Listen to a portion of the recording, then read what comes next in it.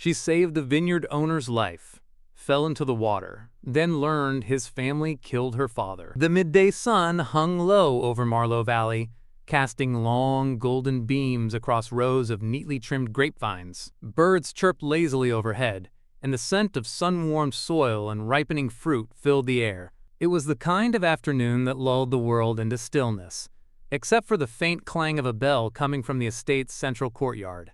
A routine fire drill. That's what they said it was. Hasha's. From her position behind the sorting table, Callie Hart watched the estate staff gather near the koi pond, where fire wardens were reviewing evacuation procedures. She kept her distance, not just because of her job, seasonal field hand, one of dozens, but because crowds made her uneasy. Always had. Then she saw him, Gavin Hale, owner of Hale Estate Vineyards. Former wildfire captain turned recluse. The man who hadn't been seen outside his office more than twice since she started working here. Today, however, he stood among the group, tall and rigid, his limp more noticeable than expected. A silver cane hung loosely from his hand, the sun glinting off its polished handle. His gaze flicked between the fire crew and the pond with something close to panic lurking behind it. Callie didn't know him. Not really. Just rumors. That he'd been injured in a forest blaze 2 years ago. That his fiancée left him during recovery. That the vineyard had nearly gone bankrupt before his mother stepped in to help. The rest happened so fast it didn't feel real. A loud pop, maybe a faulty fuse box, startled the group. Gavin flinched, stepped back, and his cane slipped on a wet patch of stone. Arms flailing, he pitched backward, straight into the koi pond with a splash that silenced the courtyard. Everyone froze, except Callie. She dropped the crate she was holding and sprinted toward the water, vaulting the low wall in one clean motion. The cold was a shock, but she didn't stop. She grabbed Gavin under the arms, kicking hard to keep his head above water. "I can't. My leg," he gasped, coughing, panic in his voice. "I can't move." "I've got you," Callie said firmly, shifting to a rescue hold. "Just breathe." From the edge of the pond, expensive shoes and wide eyes stared back at her. No one moved. No one helped. "Someone call for help," she shouted. Still nothing. Only camera phones rising like spectators at a zoo. She hauled him toward the shallow edge, muscles straining as his soaked clothes weighed them down. By the time she reached the rim of the pond, her hands were scraped, her clothes soaked, and Gavin's cane lay somewhere at the bottom among startled koi. Finally, someone, an older woman in pearls and cashmere, pushed through the crowd. "Gavin, oh my God. I'm okay, Mother." Gavin coughed, sitting upright with Callie's help. His eyes met hers, really saw her. Something flickered between them. Recognition? Gratitude? "You saved me," he said, voice hoarse.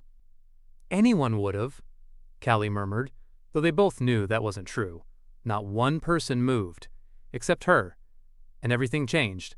30 minutes later, Callie stood just outside the staff locker room, wrapped in a borrowed towel and nursing a shallow scrape on her palm. Her soaked clothes hung from a wire rack nearby, dripping onto the concrete floor. Her hair, still damp, clung to her neck as the adrenaline slowly wore off, replaced by a familiar unease.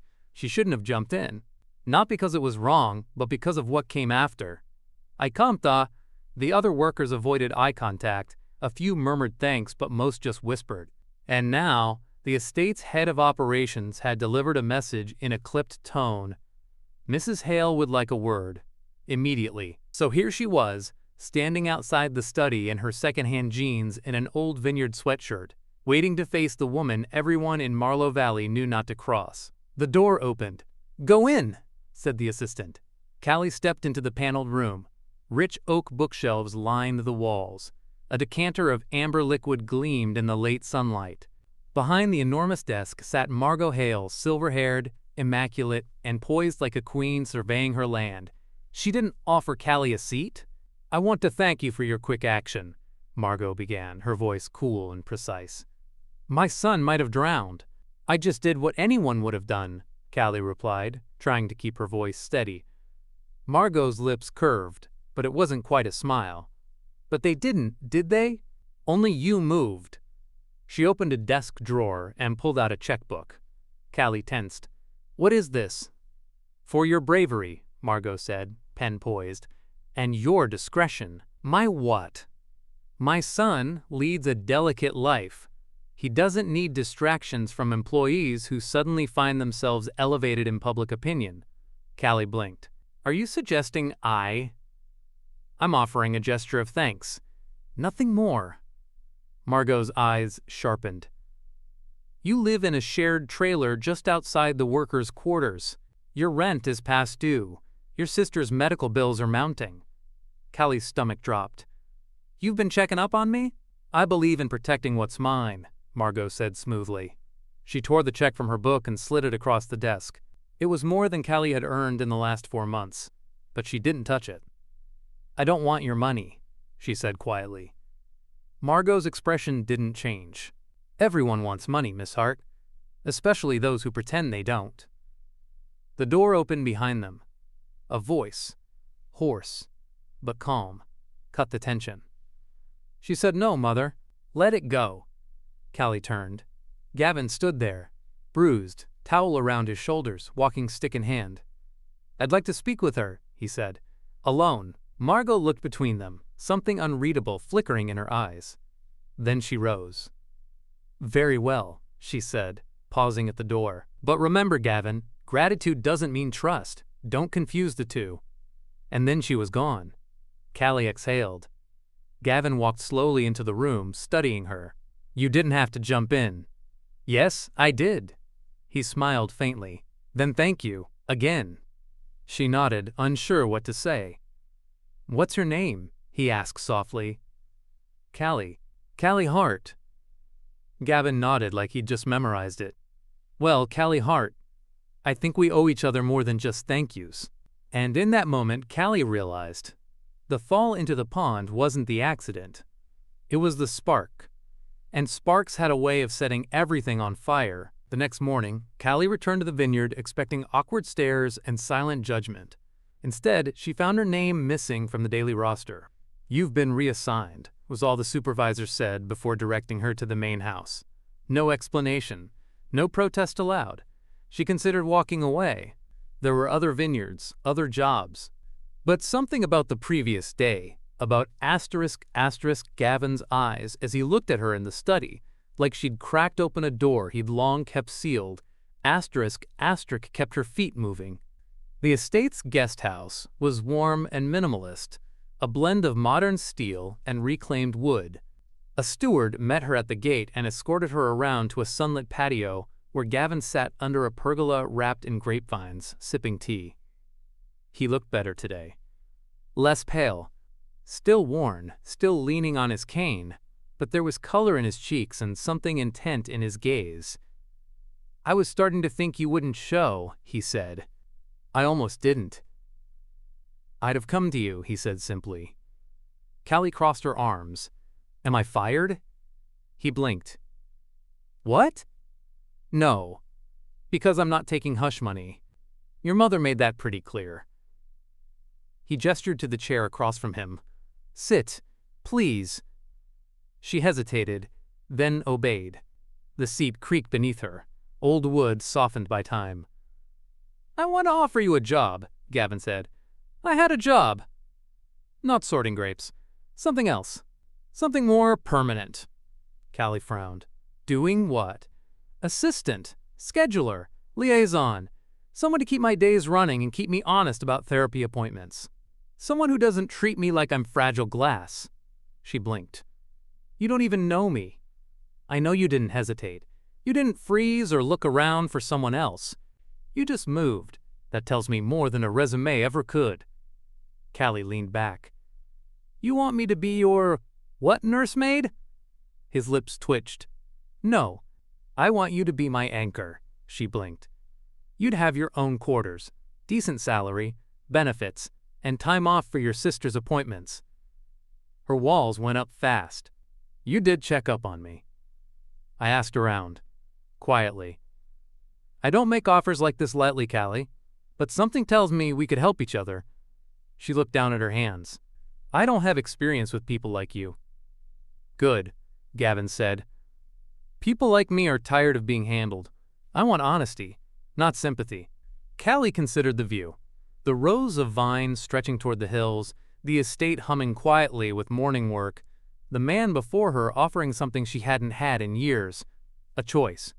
"What about your mother?" she asked. "She doesn't run my life," he said. "Not anymore." Callie studied him, then nodded slowly. "One condition," she said. His brow lifted. "Which is?" "I don't drink tea. If I'm working here, you're switching to coffee." Gavin chuckled, the sound low and real. Done. Neither of them realized it yet, but something far greater than a job had just been set in motion, something growing quietly beneath the surface, just like vines. Callie's new life began not with fireworks, but with quiet, persistent rhythm. Morning started early at Hale Estate, long before the sun fully kissed the valley. Her quarters, once a gardener's studio, were small but sunlit, with ivy curling around the windows and the soft scent of soil in the air. Gavin had honored his word. Coffee brewed in the guesthouse kitchen each morning, waiting on the porch when she stepped outside. Her new role was less defined than she expected, which suited her just fine. She kept Gavin's calendar organized, ensured his physical therapy sessions weren't accidentally missed, and gradually took over the maze of vineyard operations his mother had once micromanaged. But more than that, she became witness to the fractured man behind the legacy. Gavin was brilliant when he let himself be. He knew everything from rootstock grafting to international wine tariffs. Yet he also fought invisible battles, moments where pain flared unexpectedly or when panic made him freeze mid-sentence. Once, during a meeting with a distributor, his hand began to shake. Callie had quietly placed a notebook in front of him so the others wouldn't notice. He'd met her eyes and nodded once. No words, but the message was clear. "Thank you." They developed an odd rhythm. She challenged him. He trusted her. One afternoon, Callie found him in the far barn, surrounded by old equipment and dust motes. He was trying, and failing, to lift a crate of tools. "You're overdoing it," she warned from the doorway. "I can do it," he muttered. She walked over and crouched beside him. "Doesn't mean you should." He dropped his arms. Frustration etched across his features. "I hate this. Needing help." Callie met his eyes. "Everyone needs help. The strongest people are the ones who know when to ask." His gaze softened. "Did you always know that?" She hesitated. "No. It took losing everything first. It slipped out before she could stop it." Gavin leaned back against the crate, studying her. "You used to run, not just jog. You were competitive." Callie froze. "How do you know that? I saw you sprint across gravel and leap into a pond. That's not beginner's form." She stood. "That was another life." "Why'd you stop?" She dusted her hands on her jeans. "Because not all wounds leave scars you can see." He didn't press, and she didn't explain, but something shifted between them in that barn. A mutual recognition of broken paths, quietly aligning. Weeks passed. The vineyard bloomed. So did something else.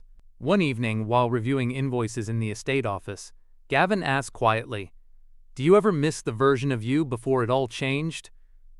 Callie didn't look up. "Sometimes." But she was running from everything. "I'm learning to walk towards something now." He nodded slowly. "I like that." She glanced at him. "What about you? Do you miss the version of you that wasn't afraid of fire?" A beat of silence. "Yes," he admitted, "but I think I like the man who came after more." Callie didn't know what to say to that, so she just smiled. Sile. And for the first time in a very long while, so did he. Sile. The vineyard's annual harvest gala arrived with the first red leaves of autumn, and a sense of brittle tension in the air. Callie helped organize everything, from catering to floral arrangements, but kept to the edges as the estate filled with guests in tailored jackets and floor-length dresses. Gavin, wearing a dark charcoal suit and leaning lightly on his new carved cane, greeted donors with polite charm, but his eyes searched the crowd often, always coming back to her. She hadn't planned to stay long. She didn't belong in that world, no matter how neatly her thrifted navy dress fit or how polished her boots looked. But when Gavin caught her eye from across the terrace and smiled, not the polite kind, but the one just for her, she stayed. That night, beneath the fairy lights strung between olive trees, They danced. He was careful with his footing. She was careful with her heart. "People are staring," she murmured. "Let them," he said simply. But not everyone in the crowd was smiling. From a distance, Margot Hale watched them with a tight jaw, clutching a glass of wine untouched. At her side stood Julian Barrett, the estate's longtime legal counsel, and, in many ways, her right hand. Later, as the music swelled and Gavin stepped away to greet a local councilwoman, Julian approached Callie with a practiced smile. "Miss Hart, may I have a word?" She stiffened. "Is this about scheduling?" "No," he said. "It's about history." She followed him to a quiet corner near the edge of the terrace, where the lights didn't reach. The air smelled of grapes and dry soil. Julian handed her a manila envelope. "You should know what you've stepped into." Callie opened it cautiously. Inside were photocopies of a police report, a crash, a fatality. A name circled in red, Elliot Hart. Her father. She read the report with growing horror. A car accident. A drunk driver. No charges filed due to insufficient evidence of intent. Settlement paid by the Hale family. "I don't understand," she whispered. This was my father's accident." "But why do you have this?" Julian's voice was cool. "Because the driver was Maxwell Hale, Gavin's uncle.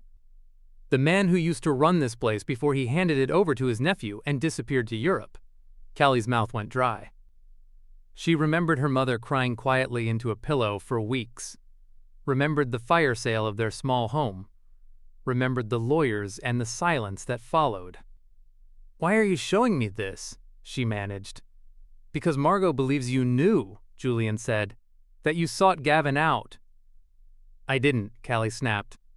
"I didn't even know the name of the man who—" "I believe you," Julian interrupted gently, "but Margot doesn't." Callie's fingers clenched the edge of the folder. "So what? You want me to leave?" "I'm saying," Julian said slowly, "that truth has a way of surfacing, and when it does, it either ruins everything or sets people free." That night, Callie didn't sleep. She sat at the edge of her bed, the report spread before her like a wound reopened. Questions buzzed through her head, louder than the cicadas outside. Was her growing connection with Gavin some cruel twist of fate? Would he hate her when he found out? Or worse, would he pity her? Just after midnight, her phone buzzed. "Gavin, can't sleep. You?" "Callie. Same." A pause. Then another message. "Gavin, come to the cellar. I want to show you something." 7. Her fingers hovered over the screen. Z. She knew the truth would change everything. 7. But in that moment, she also knew. Some truths were better faced together. How are you feeling about the story so far? I'd really love to know what you think. Did it touch your heart or maybe remind you of something from your own life? Let me know your thoughts in the comments. And while you're at it, tell me, where in the world are you listening from? I'd love to see how far this story travels. The Vineyard cellar was older than the house itself. Stone walls thick with secrets, and air cool with memory. Callie descended the spiral staircase slowly, her fingers trailing the iron rail, the envelope still tucked beneath her coat. Gavin was waiting near the back wall, where rows of vintage bottles lined thick wooden racks. He looked different in the low light, softer, younger. Vulnerable, though he tried to hide it with that easy smile he wore like armor. "I thought you'd say no," he admitted. "I almost did." He tilted his head. "But you came." "I had to." He gestured for her to sit on the old velvet bench pushed against the wall. "This is where my uncle used to hold tastings for foreign buyers. He believed that wine tasted better underground, away from noise and sunlight. Said it made people tell the truth." Callie gave a soft laugh. More air than sound. "Is that what this is? A truth-telling session?" He didn't smile back. Instead, he pulled something from behind a wine crate, a thin, worn journal. "This was his," Gavin said. "My Uncle Maxwell. I found it a few weeks ago, buried in the back of the old filing cabinet. He used to write everything down. Weather, harvests, people he hated. I read it, front to back. And?" Gavin's jaw tightened. The last few entries were about the night of the crash, about a man named Elliot Hart. Your father. Callie flinched, the name cracking through her like thunder. I didn't know until 2 days ago, Gavin went on. I've been trying to figure out how to tell you. She swallowed. I found out tonight. From your mother's lawyer. Gavin looked like someone had punched him. Of course she had Julian do it. God, I should've. It's not your fault, Gavin, she cut in gently. You didn't cause that crash. No, he said bitterly. But I've been benefiting from the man who did. He stood, pacing the narrow corridor. My uncle fled the country a month after the settlement. My mother covered it up, paid everything off, kept the family name clean. I was 17. I didn't understand what had happened. Not really. Callie held out the manila envelope. I know everything now. The report, the money, the silence. Gavin looked at it, but didn't take it. You're angry, he said softly. I was, she admitted, but mostly I'm tired of carrying it alone. And now I can't help but wonder, is everything between us just some twisted knot of fate? No, he said firmly. What's between us is real. At least, it is for me. She looked down. It scares me, Gavin. Me too. A long silence stretched between them, thick with memory and grief. Then he added, My mother thinks you'll ruin me. She thinks you came here with a plan. Did you believe that? Callie asked. No, not for a second. Finally, Gavin reached for the envelope, not to read it, just to hold it. I don't know how we fix this, he said. We don't, she replied. We live with it. Or we don't. Gavin looked at her like he'd never seen her before. Do you want to leave? She didn't answer right away. Then, I want to stay. But not if I have to keep pretending like the past didn't happen. Then we don't pretend, he said. Callie rose from the bench and took a slow step toward him. Your uncle ruined my family's life. But you've given me pieces of it back. He met her halfway. I don't want to lose this, he said. You might, she whispered. This truth might break us. Gavin reached out, brushing a thumb over the scar on her hand, the one from the koi pond. Or it might finally set us free. The rain came 2 days later, sheets of it, soft and steady, draping Marlow Valley in a hush of reflection. The vineyard was quiet. Harvest was over, the workers gone, and for the first time in weeks, Callie had nothing to organize, no schedule to juggle, no emergencies to manage, only silence. She stood by the kitchen window in the guest house, watching the drops trail down the glass like veins. In her hands was a letter, not from Gavin, not from Julian, but from someone she never thought she'd hear from again, Maxwell Hale. The journal Gavin had discovered had more than Vineyard notes. Tucked inside the back cover was an unmailed letter addressed to the family of Elliot Hart. It was dated 6 months before Maxwell vanished.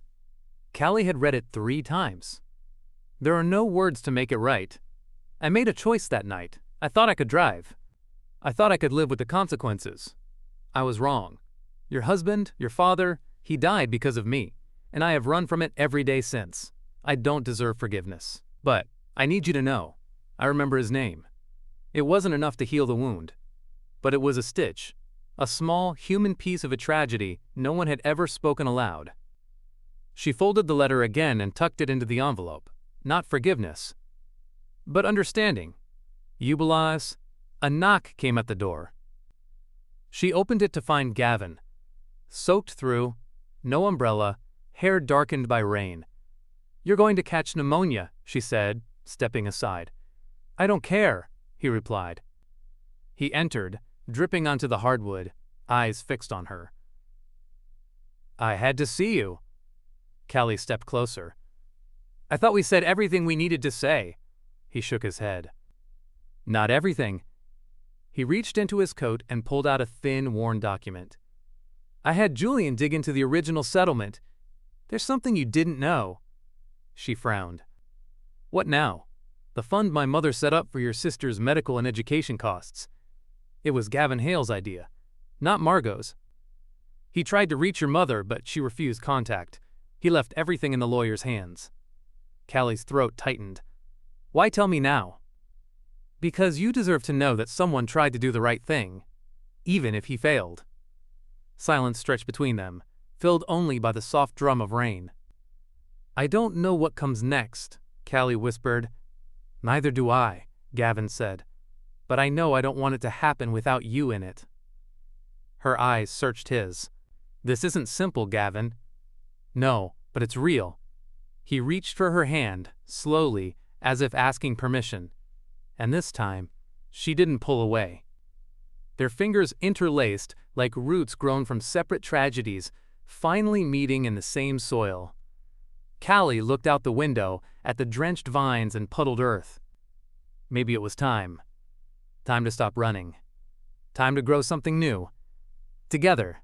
By the time the harvest festival arrived, the vineyard had transformed. What once felt like a quiet, scarred estate now pulsed with life. Paper lanterns strung between trellises, laughter rising between wine barrels, and tables dressed in sunflower yellow. Callie stood beside the estate's new community pavilion, clipboard in hand, watching as children dipped paintbrushes into bowls of grape-colored dye and stamped patterns onto burlap sacks. Nearby, Gavin was giving a tour to a group of veterans and adaptive athletes, his stride steady, his cane now more a symbol of balance than dependence. They'd spent the past 6 weeks rebuilding, not just their roles at Hale Estate, but the purpose of the land itself. Together, they had launched a program to turn part of the vineyard into a therapeutic farming initiative. Veterans, survivors of trauma, and those with physical limitations were now helping plant next season's crop. Gavin called it Rooted Revival. Callie had simply called it Hope. That evening, golden light fell across the fields as live music began near the barn. Lily had arrived from college that afternoon, and now she clung to Callie's arm, beaming. Did you plan all this? Lily asked.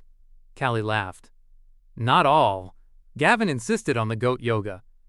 Of course he did, Lily snorted, then softened. You look happy, Cal. I haven't seen you like this since before. Before everything. Callie didn't deny it. I feel like I'm finally moving forward. And with him?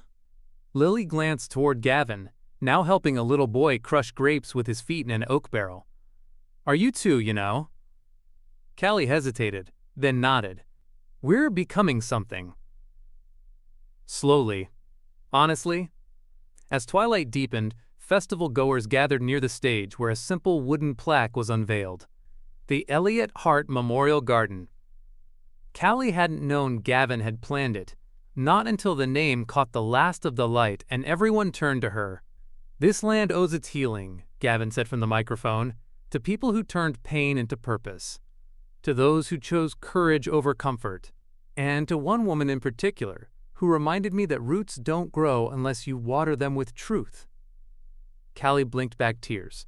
Lily took her hand and squeezed.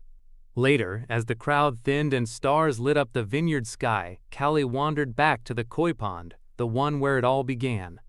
The water shimmered in the moonlight, calm and still. Gavin found her there. Gay? He asked softly. Muntiti. She turned to face him. I think I am. They stood in silence for a moment, the kind that felt full rather than empty. Why did you name it after my father? She asked. Because I want to remember the man whose daughter reminded me how to live, Gavin said. He reached into his pocket and handed her a small box. She opened it carefully.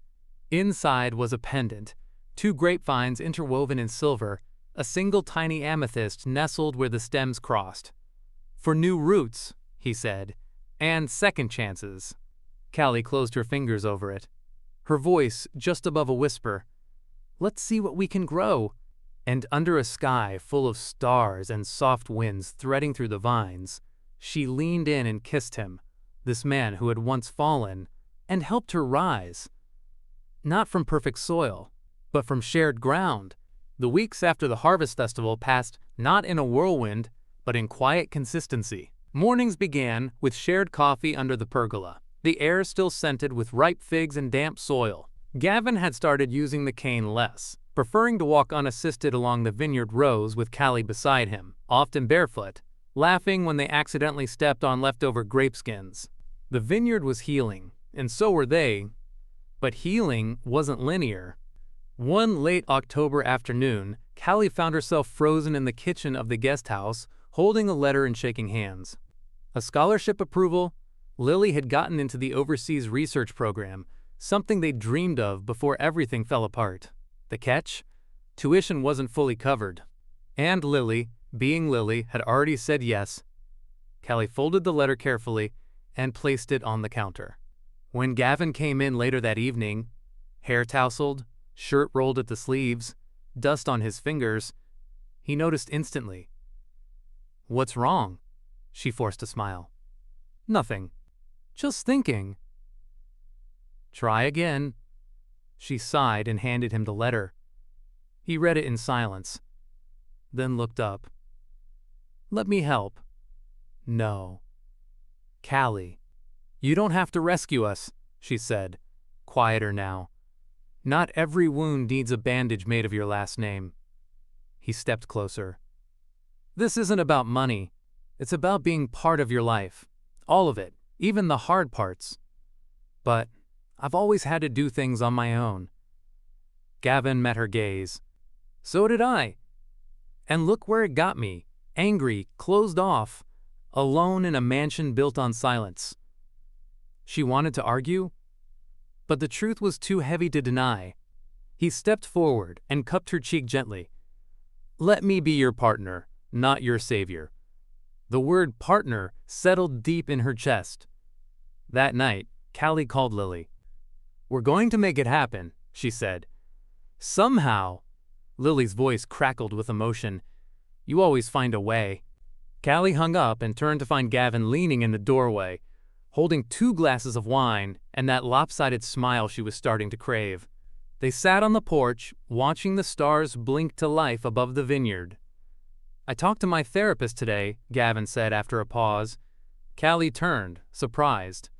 "First time?" "In a while," he admitted. "I told him about you." "What did you say?" He looked at her, eyes steady. "That you make me want to stop surviving and start living again." She felt the warmth rise in her cheeks but didn't look away. "I'm not good at slow," she admitted. "I rush, I overwork, I bottle things up." He grinned. "I age wine for 10 years before I sell it. I think I can handle slow." She laughed softly. "Then maybe we're on to something." They clinked glasses, the sound soft as wind through grape leaves. Later, as they curled up on the worn couch inside, Gavin rested his head on her shoulder. "You know what I've learned about love?" he murmured. "What?"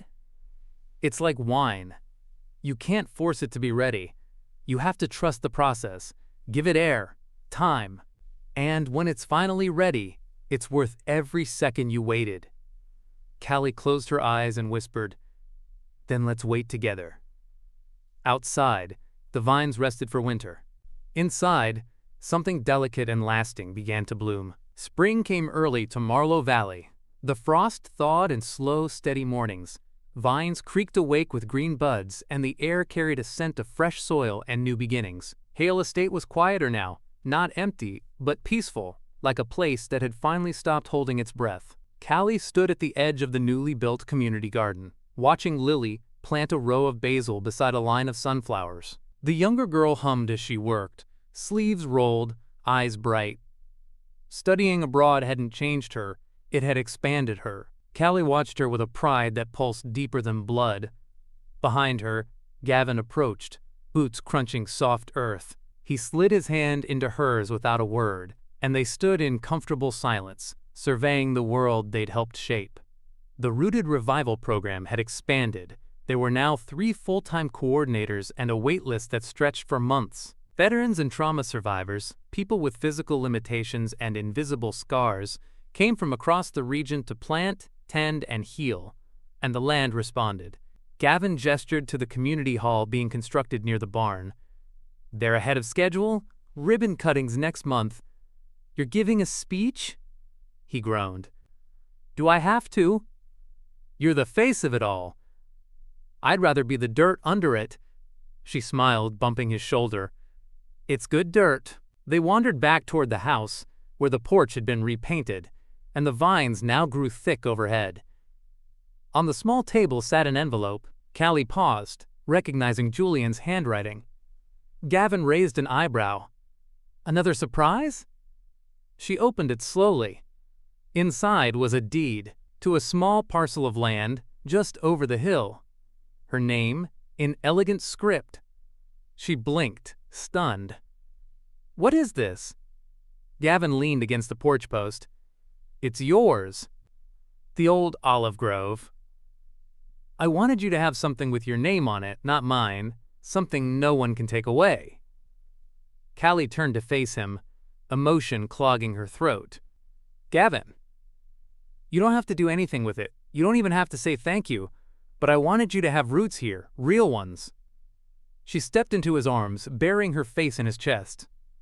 He smelled like rosemary and cedarwood and earth, like home. "I never thought I'd want to stay anywhere," she whispered. "But this place, it's different." He kissed her hair. "We're different." Later that evening, with the sun spilling molten gold across the valley, they sat on the porch swing with Lily beside them, sipping lemonade and laughing over old stories. Victoria Hale arrived just before dusk, unannounced, as always, but softer now, more measured in her words and presence. She brought lemon bars in a blue ceramic dish and asked Lily about her studies, even complimented Callie on the spring irrigation layout. No apologies, no grand reconciliations, just presence. Sometimes that was enough. As twilight painted the vineyard in soft lavender, Gavin turned to Callie and said, "I've been thinking." She arched an eyebrow. "Always dangerous." "I want to rename the estate." She blinked. "What?" "Not change it, just evolve it." He held up a small wooden sign he'd carved by hand. "Hale and Hart Estate." Her breath caught. "It's not about ownership," he said quickly. "It's about truth. And balance. And honoring what came before while building what comes next." She touched the sign gently, fingers tracing the grain. "I love it," she said. That night, beneath stars scattered like seeds across the sky, they danced barefoot on the porch to a scratched old record. No crowds. No ceremony. Just two people, rooted in the same earth, learning, finally, that love, like vines, takes time, care, and the courage to let things grow, even after the fire.